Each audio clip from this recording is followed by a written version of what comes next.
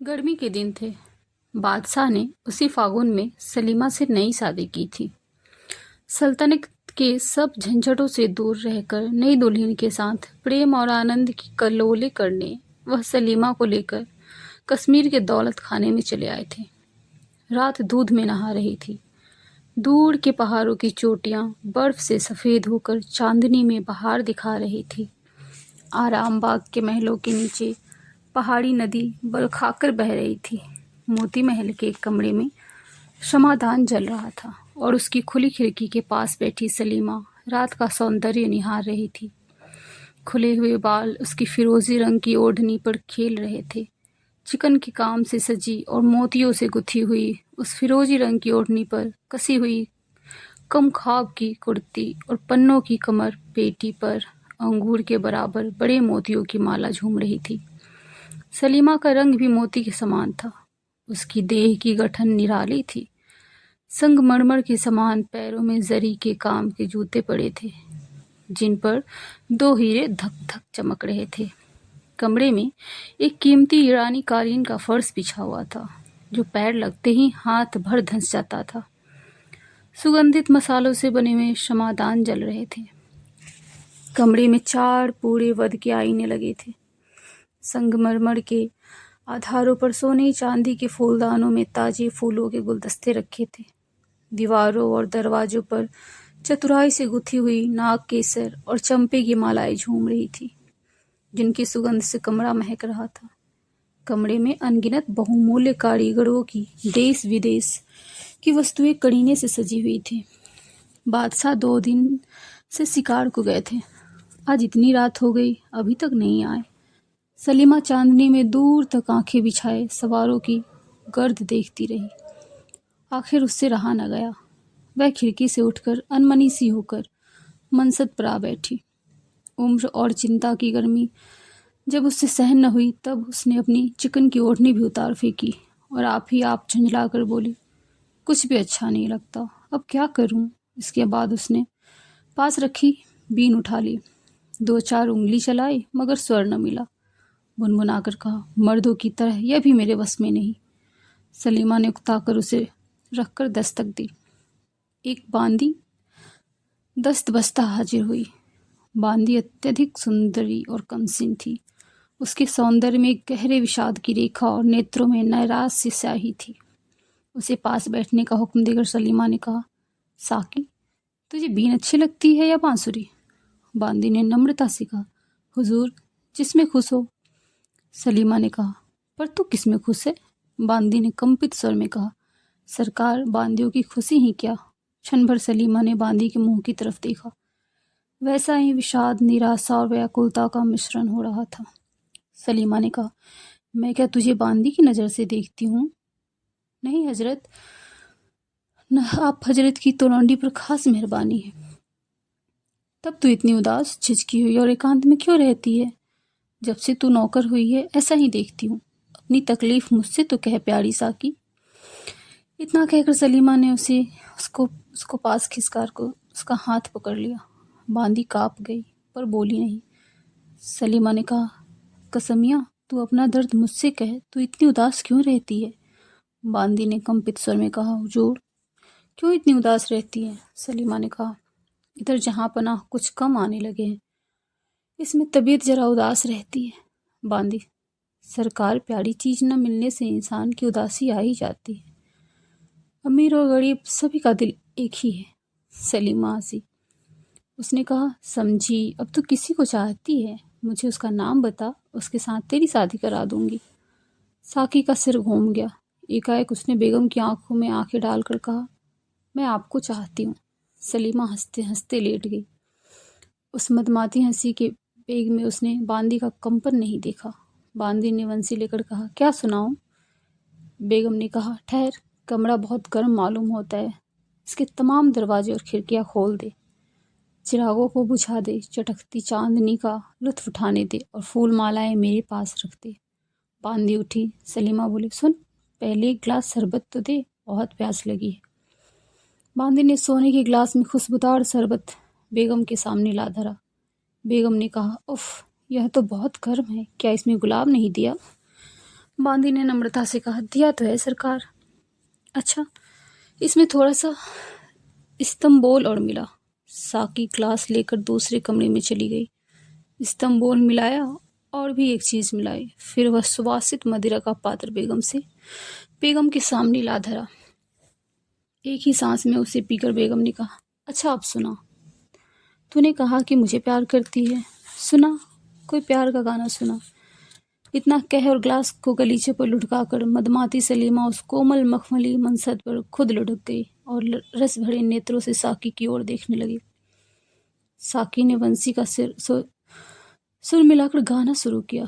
दुखवा मैं कासे कहूँ मोरी सजनी। वक्त देर तक साकी की बंसी और कंठ ध्वनि कमरे में घूम घूम कर रोती रही। धीरे धीरे साकी खुद रोने लगी। सलीमा मदिरा और यौवन के नशे में होकर झूमने लगी। गीत खत्म करके साकी ने देखा सलीमा बेसुध पड़ी है। शराब की तेजी से उसके गाल एकदम सुर्ख हो रहे हैं और तांबुल रंग रंजित होठ रह रह कर फरक उठते हैं। सांस की सुगंध से कमरा महक रहा है, जैसे मंद पवन से कोमल पत्ती कांपने लगती है। उसी प्रकार सलीमा का वक्षस्थल धीरे धीरे कांप रहा था। प्रश्वेत की बूंद ललाट पर दीपक के उज्ज्वल प्रकाश में मोतियों की तरह चमक रही थी। बंसी रखकर साकी क्षण भर बेगम के पास आकर खड़ी हुई। उसका शरीर कांपा, आंखें जलने लगी, कंठ सूख गया। वह घुटने के बल बैठकर बहुत धीरे धीरे अपने आंचल से बेगम का मुख पसीना पोंछने लगी। इसके बाद उसने झुककर बेगम का मुख चूम लिया। इसके बाद ज्यों ही उसने अचानक आंख उठाकर देखा, खुद दीन दुनिया के मालिक शाहजहां खड़े उसे उसकी यह करतूत अचरज और क्रोध से देख रहे थे। साकी को सांप डस गया। वह बुद्धि की तरह बादशाह का मुंह ताकने लगी। बादशाह ने कहा, तू कौन है और यहाँ क्या कर रही थी? साकी चुप खड़ी रही। बादशाह ने कहा, जवाब दी। साकी ने धीमे स्वर में कहा, जहांपना कनीज। अगर कुछ जवाब न दे तो? बादशाह सन्नाटे में आ गया। बांदी की इतनी स्पर्धा? उन्होंने कहा, मेरी बात का जवाब नहीं। अच्छा, तुझे नंगी करके कोड़े लगाए जाएंगे। साकी ने कंपित स्वर में कहा, मैं मर्द हूँ। बादशाह की आंखों में सरसों सी फूल उठी। उन्होंने अग्निमय नेत्रों से सलीमा की ओर देखा। वह बेसुध पड़ी सो रही थी। उसी तरह उसका भरा यौवन खुला पड़ा था। उसके मुंह से निकला उफ फाहसा, और तत्काल उनका हाथ तलवार की मूठ पर गया। फिर नीचे को उन्होंने घूमकर कहा, दोज़ख के कुत्ते, तेरी यह मजाल। फिर कठोर स्वर से पुकारा, मादूम। क्षण भर में एक भयंकर रूप वाली ताताड़ी और औरत बादशाह के सामने अदब में आ खड़ी हुई। बादशाह ने हुक्म दिया, इसको तहखाने में डाल दे ताकि बिना खाए पिए मर जाए। मादूम ने अपने कर्कश हाथों में युवक का हाथ पकड़ा और ले चली। थोड़ी देर में दोनों लोहे के एक मजबूत दरवाजे के पास आ खड़े हुए थे। ताताड़ी बांदी ने चाबी निकालकर दरवाजा खोला और कैदी को भीतर ढकेल दिया। कोठरी की गज कैदी का बोझा ऊपर पड़ते ही कांपती हुई नीचे को धंसने लगी। प्रभात हुआ। सलीमा की बेहोशी दूर हुई। चौंक कर उठ बैठी। बाल संवारे, ओढ़नी ठीक किया और चोली के बटन कसने को आईने के सामने जा खड़ी हुई। खिड़कियां बंद थी। सलीमा ने पुकारा, साकी, प्यारी साकी, बड़ी गर्मी है, जरा खिड़की तो खोल दे। निगोड़ी नींद ने तो आज गजब ढा दिया। शराब कुछ तेज थी। किसी ने सलीमा की बात न सुनी। सलीमा ने जरा जोर से पुकारा, साकी। जवाब न पाकर सलीमा हैरान हुई। वो खुद खिड़कियां खोलने लगी, मगर खिड़कियां बाहर से बंद थी। सलीमा ने विस्मय से मन ही मन कहा, क्या बात है, सारी लौंडियां कहाँ चली गईं? वह द्वार की तरफ चली। देखा एक तातारी बांधी नंगी तलवार लिए पहरे पर मुस्तैद खड़ी है। बेगम को देखते ही उसने सिर झुका लिया। सलीमा ने क्रोध से कहा, तुम लोग यहाँ क्यों हो? बादशाह के हुक्म से। क्या, बादशाह आ गए? जी हाँ। मुझे इत्तला क्यों नहीं की? हुक्म नहीं था। बादशाह कहाँ है? जीनत महल के दौलत खाने पर। सलीमा के मन में अभिमान हुआ। उसने कहा, ठीक है, खूबसूरती की हाट में जिनका कारोबार है, मोहब्बत को वो क्या समझे। तो अब जीनत महल की किस्मत खुली। तातारी स्त्री चुपचाप खड़ी रही। सलीमा फिर बोली, मेरी साकी कहाँ है? कैद में। क्यों? जहाँ पना का हुक्म था। उसका कसूर क्या था? मैं अर्ज नहीं कर सकती। कैद खाने की चाबी मुझे दे, मैं भी उसे चुराती हूँ। आपको अपने कमरे से बाहर आने का हुक्म नहीं है। तब क्या मैं भी कैद हूँ? जी हाँ। सलीमा की आंखों में आंसू भर आए। वह लौट कर मनसद पर पड़ गई और फूट फूट कर रोने लगी। कुछ ठहर कर उसने एक खत लिखा। हुजूर, मेरा कसूर माफ़ फरमावे। दिन भर की थकी होने से ऐसी बेसुध सोई कि हुजूर के इस्तकबाल में हाजिर न रह सकी और मेरी उस प्यारी दासी को भी जान बख्शी जाए। उसने हुजूर के दौलत खाने में लौट आने की इत्तला मुझे वाजिबी तौर पर न देकर बेशक भारी कसूर किया है, मगर वह नई कमसिन और गरीब और दुखिया है। कनीज सलीमा। चिट्ठी बादशाह के पास भेज दी गई। बादशाह की तबीयत बहुत नासाज थी। तमाम हिंदुस्तान के बादशाह की औरत फाहिशा निकले। बादशाह अपनी आंखों से पर पुरुष को उसका मुंह चूमते हुए देख चुके थे। वह गुस्से से तिलमिला रहे थे और गम गलत करने को अंधाधुंध शराब पी रहे थे। जीनत महल मौन देखकर सौतिया डाह का बुखार निकाल रही थी। ताताड़ी बांदी को देखकर बादशाह ने आग बबूला होकर कहा, क्या लाई है? बांदी ने दस्तबस्ता अर्ज की, खुदाबंद सलीमा बीबी की अर्जी है। बादशाह ने गुस्से में होठ चबाकर कहा, उससे कह दे कि मर जाए। उसके बाद खत में एक ठोकर मारकर उन्होंने उधर से मुंह फेर लिया। बांदी लौट आई। बादशाह का जवाब सुनकर सलीमा धरती पर बैठ गई। उसने बांदी को बाहर जाने का हुक्म दिया और दरवाज़ा बंद करके फूट फूट कर रोई। घंटों बीत गए, दिन छिपने लगा। सलीमा ने कहा, हाय, बादशाहों की बेगम होना भी कितनी बदनसीबी है। इंतज़ारी करते करते आँख फूट जाए, मिन्नतें करते करते ज़बान घिस जाए, अदब करते करते जिस्म के टुकड़े टुकड़े हो जाएं। फिर भी इतनी सी बात पर कि मैं जरा सो गई, उनके आने पर जाग न सकी, इतनी बड़ी सजा, इतनी बेइज्जती। तब मैं बेगम क्या हुई? जीन और बांदियाँ सुनेंगी तो क्या कहेंगी? इस बेइज्जती के बाद मुंह दिखाने लायक कहाँ रही? अब तो मरना ही ठीक है। अफसोस मैं किसी गरीब की औरत क्यों न हुई। धीरे धीरे स्त्रीत्व का तेज उसकी आत्मा में उदय हुआ। गर्व और दृढ़ प्रतिज्ञा के चिन्ह उसके नेत्रों में छा गए। वह सांपनी की तरह चपेट खाकर उठ खड़ी हुई। उसने एक और खत लिखा।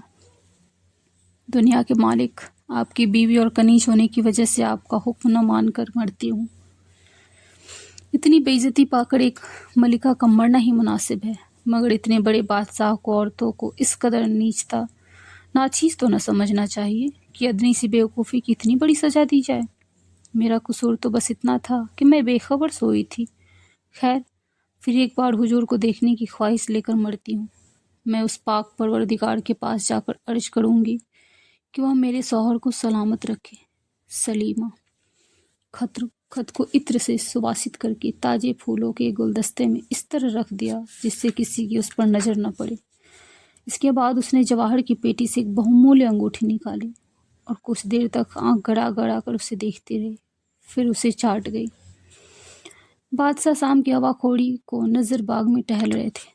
2-3 खोजी घबराए हुए आए और चिट्ठी पेश करके अर्ज की, हुजूर, गजब हो गया, सलीमा बीबी ने जहर खा लिया और वह मर रही हैं। क्षण भर में बादशाह ने खत पढ़ लिया। झपटे हुए महल में पहुंचे। प्यारी दुल्हन सलीमा जमीन पर पड़ी है, आंखें ललाट पर चढ़ गई है, रंग कोयले के समान हो गया है। बादशाह से रहा न गया। उन्होंने घबरा कर कहा, हकीम को बुलाओ। कई आदमी दौड़े। बादशाह का शब्द सुनकर सलीमा ने उसकी तरफ देखा और धीरे से कहा, आहा किस्मत। बादशाह ने नज़दीक बैठकर कहा, सलीमा, बादशाह की बेगम होकर तुम्हें यही लाजिम था? सलीमा ने कष्ट से कहा, हुजूर, मेरा कसूर मामूली सा था। बादशाह ने कड़े स्वर में कहा, बदनसीब, शाही जनान खाने में मर्द को भेस बदल कर रखना मामूली कसूर समझती है? कानों पर यकीन कभी न करता, मगर आंखों देखी को झूठ मान लूं? जैसे हजारों बिच्छुओं ने एक साथ डंक मारने की से आदमी तड़पता है, उसी तरह तड़प कर सलीमा ने कहा, क्या? बादशाह डर कर पीछे हट गए। उन्होंने कहा, सच कहो, इस वक्त तुम खुदा की राह पर हो। यह जवान कौन था? सलीमा ने अचकचाकर पूछा, कौन जवान?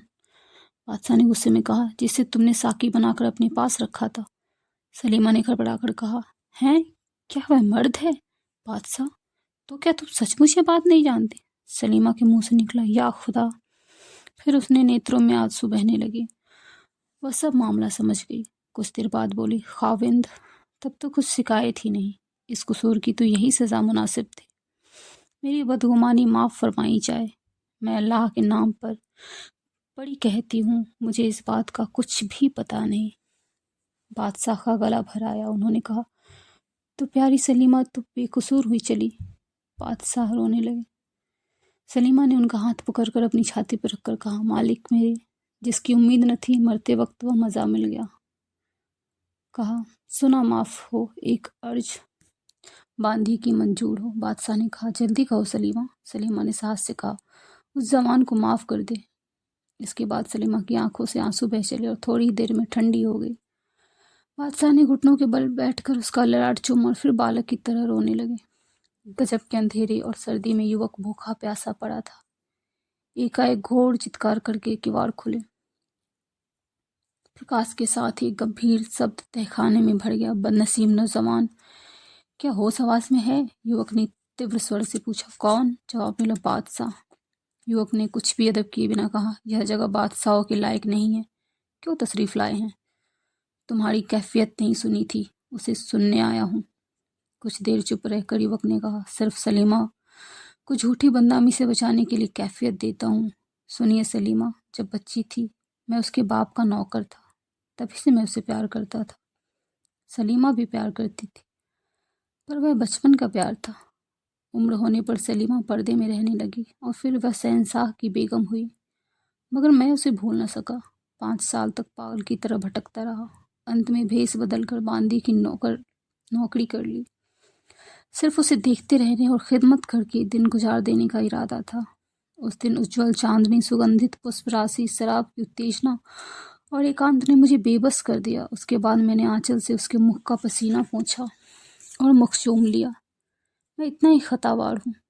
सलीमा इसकी बाबत कुछ भी नहीं जानती। बादशाह कुछ देर चुपचाप खड़े रहे। उसके बाद वह दरवाजे बंद किए बिना ही धीरे धीरे चले गए। सलीमा की मृत्यु को 10 दिन बीत गए। बादशाह सलीमा के कमरे में ही दिन रात रहते हैं। सामने नदी के उस पार पेड़ों की झुरमुट से सलीमा की सफ़ेद कब्र बनी है। जिस खिड़की के पास सलीमा बैठी उस दिन रात को बादशाह की प्रतीक्षा कर रही थी, उसी खिड़की में, उसी चौकी पर बैठे हुए बादशाह उसी तरह सलीमा की कब्र दिन रात देखा करते हैं। किसी को पास आने का हुक्म नहीं। जब आधी रात हो जाती है तो उस गंभीर रात्रि के सन्नाटे में एक मर्म भेदिनी गीत ध्वनि उठ खड़ी होती है। बादशाह साफ साफ सुनते हैं, कोई करुण कोमल स्वर में गा रहा है, दुखवा मैं कासे कहूँ मुड़ी सजनी।